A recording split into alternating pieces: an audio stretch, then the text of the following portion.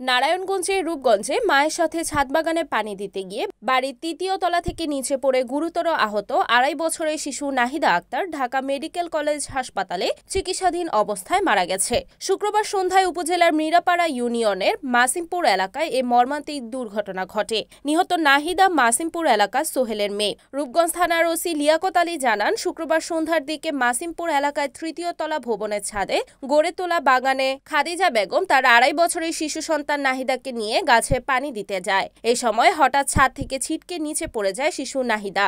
গুরুতর আহত অবস্থায় শিশুটিকে ঢাকা মেডিকেল কলেজ হাসপাতালে নিয়ে গেলে সেখানে চিকিৎসাধীন অবস্থায় রাতেই শিশুটি মারা যায়। এই ঘটনায় রূপগঞ্জ থানায় একটি অপমৃত্যুর মামলা দায়ের করা হয়েছে।